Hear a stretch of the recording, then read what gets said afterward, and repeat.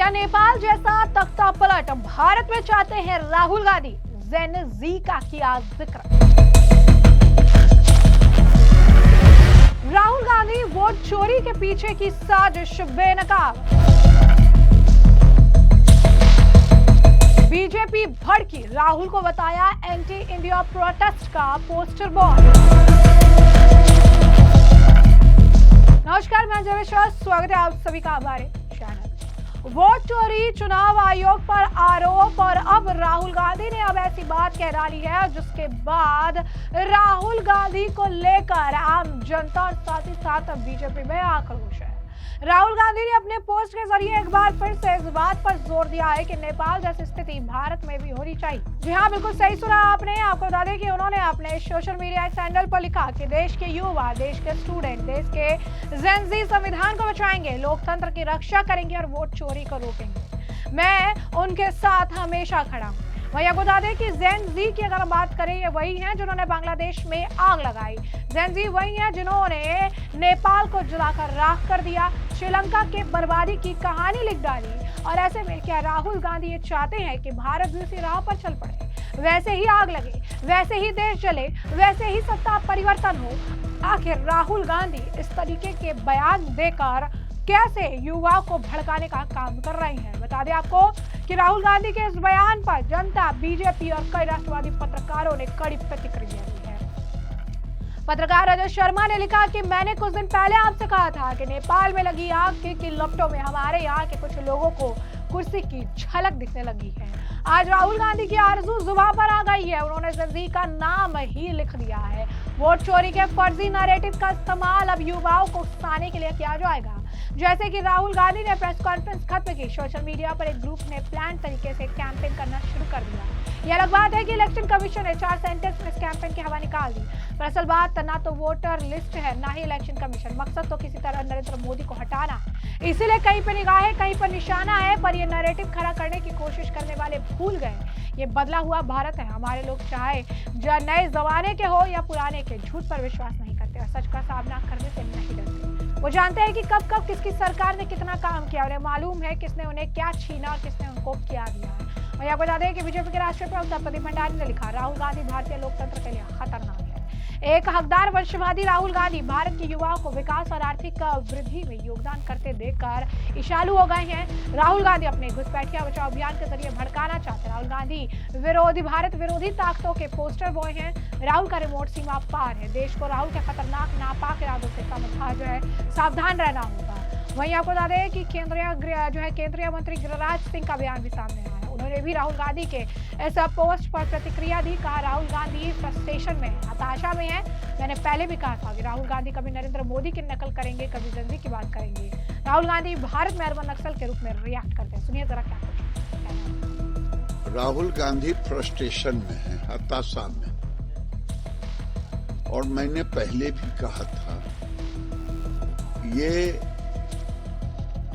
नकल सब कभी मोदी जी का नकल करेंगे,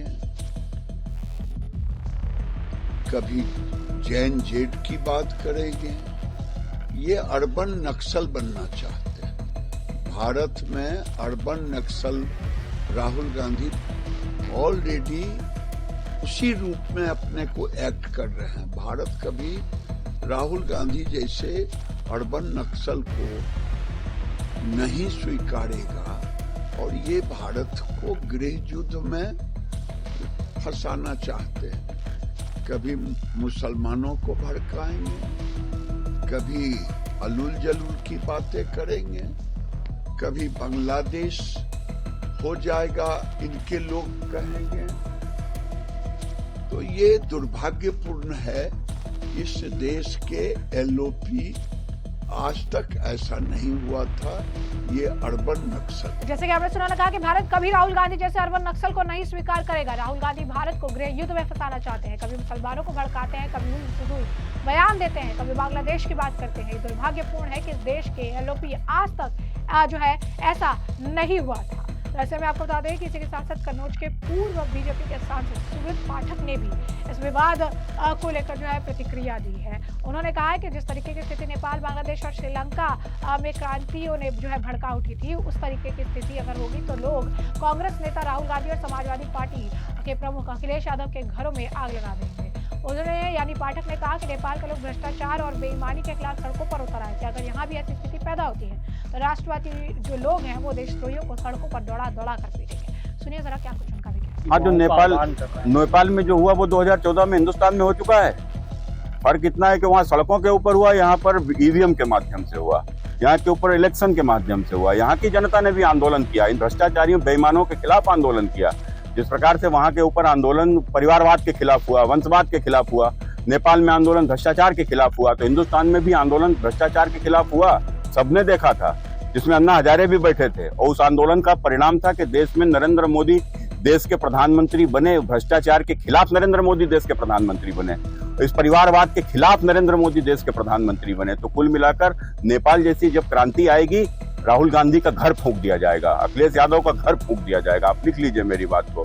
इनके सब के ऊपर, राहुल गांधी के ऊपर भ्रष्टाचार के मुकदमे हैं, अखिलेश यादव के ऊपर भ्रष्टाचार के मुकदमे हैं, लालू प्रसाद यादव के ऊपर भ्रष्टाचार के मुकदमे हैं। देश में कोई विपक्ष का ऐसा नेता नहीं है जिसके ऊपर भ्रष्टाचार के मुकदमे ना हो। देखो, ये लोग देश में आग लगाना चाहते हैं कि उनको, हमने कहा ना कि लगातार एक के बाद एक चुनाव हार रहे हैं। देश की जनता का जिस प्रकार से भरोसा नरेंद्र मोदी के ऊपर अटल है, वह कुल मिलाकर इनसे बर्दाश्त ही नहीं हो रहा है। ये समझते हैं कि देश की जनता तो इन्हें गद्दी सौंपने वाली नहीं, तो देश में कुछ इस प्रकार की आग लगा दो। लेकिन मैं आज ऑन कैमरा इस बात को कहना चाहता हूँ, नेपाल में, क्या नाम, बांग्लादेश में और श्रीलंका में जो कुछ हुआ, वहाँ की जनता निकली और भ्रष्टाचार बेईमानी के खिलाफ लड़ी। लेकिन यहाँ के ऊपर कौन निकलेगा? यहाँ भ्रष्टाचार बेईमानी के लिए जनता नहीं निकलेगी। यहाँ के ऊपर यदि कोई निकलेगा तो देशद्रोही निकलेंगे। और याद रखो, यदि देशद्रोही यहाँ के ऊपर सड़कों पर निकलेंगे तो राष्ट्रवादी सड़कों पर दौड़ा दौड़ा कर मारेंगे, अगर इस प्रकार की किसी ने भी हिम्मत की। जैसे कि आपने उनका बयान सुना, वह इस मामले को लेकर निशिकांत दुबे बीजेपी के सांसद है, उनका बयान भी सामने आया है। उन्होंने कहा कि अगर नेपाल जैसी स्थिति जो है यहाँ पर होती नजर आएगी तो राहुल गांधी और कांग्रेस जो है वो जो है नेशन छोड़कर जो है भागते, देश छोड़कर भागते नजर आएंगे। उन्होंने कहा कि जेनजी का मतलब है अगला जनरेशन, जो कि युवाओं का है, और आखिर में ये कैसे डिसाइड कर सकते हैं, ये जो है हमारे नेशन के बारे में कैसे डिसाइड कर सकते हैं, सरकार कैसे बदल सकते हैं, जेनजी ने आखिर जो है भारत में क्या किया है, इसके बारे में जो है बहुत लोगों को जो है पता है। उन्होंने कहा है कि जो अन्ना और अरविंद केजरीवाल मूवमेंट है वो रिजल्ट था जेनजी का, और जिस तरीके से निर्भया केस हुआ और 1 लाख लोग जो हैं वो 2013 में सड़कों पर उतरे हुए थे, और उसके बाद जो है उसके बीजेपी ने उस वक्त भी किसी तरीके से हिंसा भड़काने की कोशिश नहीं की।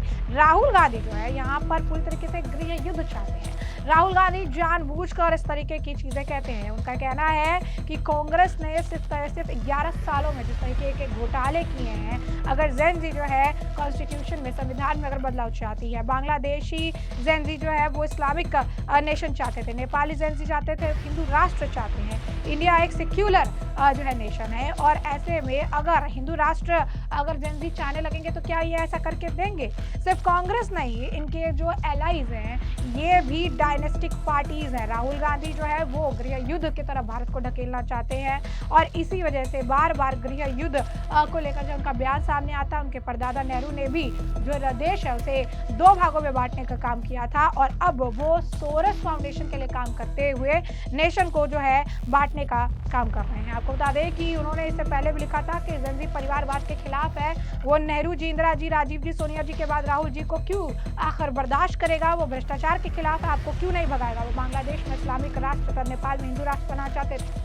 वो भारत को हिंदू राष्ट्र क्यों नहीं बनाएगा, देश छोड़ने की आपको जो है तैयारी करनी चाहिए। तो आप देखिए किस तरीके से निशिकांत दुबे ने भी राहुल गांधी को लताड़ लगाई है। वहीं इस मामले को लेकर आपको बता दें केशव प्रसाद मौर्य का बयान भी सामने आया, क्या कुछ कह रहा है उनका, सुनिए। देखिए, ये मतलब अत्यधिक गैर जिम्मेदाराना इस प्रकार के बयान है, लेकिन उनको ये पता नहीं चलता है कि इस देश का युवा, इस देश का नागरिक पहले अपने देश के लिए करता है, देश के लिए जूझता है, देश के बारे में निर्णय करने का जब समय आता है वो निर्णय भी करता है। और यह कोई राजतंत्र वाली व्यवस्था नहीं है कि कौन नृप होए हमें कहानी, चेरी छोड़ना होए रानी। अब तो समय वो आ गया है कि जनता जिसको चाहती है उसको चुनती है, जिसको चाहती है देश और प्रदेश की बागडोर सौंपती है। यह कांग्रेस लगातार चुनाव हार रही है, इसके कारण बौखला गई है और श्री राहुल गांधी जी जैसा भारत के इतिहास में अपरिपक्व नेतृत्व कभी देखने को नहीं मिला। जैसे कि आपने केशव प्रसाद मौर्य का बयान सुना, इस मामले को लेकर राजीव रंजन का भी बयान सामने आया और विजय चौधरी भी बयान दे रही है। उनका भी कहना है कि राहुल गांधी जो है हताशा में इस तरीके के बयान दे रही है, राजनीतिक हताशा के चक्कर में इस तरीके के हुल फजल बयान उनके द्वारा दिए जाते हैं। सुनिए नेताओं का क्या कुछ कहना। दुनिया के बाहर के मुल्कों के कुछ बड़ी शक्तियों की ओर से हो तो उन्हें बाहर निकालने की जरूरत है और ऐसे तत्वों को बेनकाब करने की जरूरत है।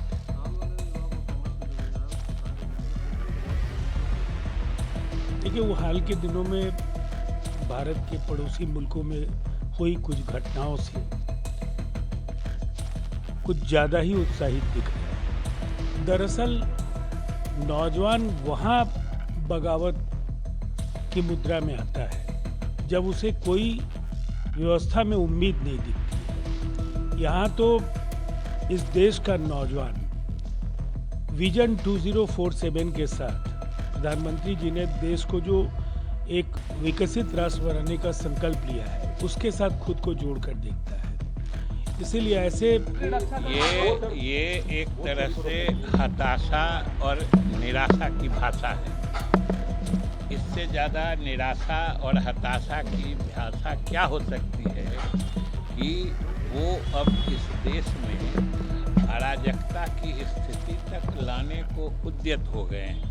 यह उनकी मानसिक स्थिति दर्शाता है कि शायद जो संवैधानिक तरीका है उसके तहत या उसके माध्यम से अब वो सत्ता पाने में बिल्कुल निराश हो चुके हैं। अब उनको लग गया है कि जनता उनको दोबारा सत्ता में नहीं लाएगी, इसलिए इस सब तरह की बेबुनियाद बेसोची समझी बात वो करते हैं। यात्रा पे हैं और कह रहे हैं कि हमारी, जैसे कि आपने इनका बयान सुना, इसी के साथ साथ कांग्रेस के जो नेता है वो तो राहुल गांधी के सुर में सुर मिला रहे हैं। सुरेंद्र राजपूत एक बार फिर उसी बयान को दोहरा रहे हैं और ये कह रहे हैं कि Rahul Gandhi leader of opposition है, वो जो कह रहे हैं सही कह रहे हैं। वोटों की चोरी हो रही है और अपनी जो है वोटों की जो चोरी हो रही है इसे देखकर, इस अन्याय को लेकर अब जेनजी ही सामने आकर संविधान को उतारने का काम करेगी। सुनिए सुरेंद्र राजपूत का। Shri Rahul Gandhi ji leader of opposition है, उनका काम देश की वास्तविकताएं सरकार को बताना है, सरकार की आलोचना करना है, सरकार को कटघरे में खड़ा करना है। लेकिन जब चुनाव आयोग और चुनाव ही कंप्रोमाइज होने की कगार पर खड़ा हुआ है, जब चुनाव आयोग लगातार पारदर्शिता की, चुनाव आयोग की पारदर्शिता संदेह के घेरे में है, तो देश का नौजवान ही, भविष्य का कर्णधार ही इस चीज को संभालेगा। क्योंकि सबसे ज्यादा अगर वोटों पर किसी के डाका पड़ रहा है तो वो नई पीढ़ी के डाका पड़ रहा है, जिसको आप जेनजी कहते हैं। तो आज की डेट में उसके अधिकार को छीना जा रहा है, जो नौजवान के अधिकार को छीना जा रहा है। नौजवान अपना अधिकार, अपना हक लड़ कर लेगा, ऐसा हमारा पूर्ण विश्वास है। तो ऐसे में हमने आपको जो पूरा मामला है विस्तार से बताया। तमाम आपने बयान सुनी और इस पूरे मामले पर अब आपकी राय कमेंट सेक्शन में कमेंट करके जरूर से जरूर साझा करिएगा। धन्यवाद।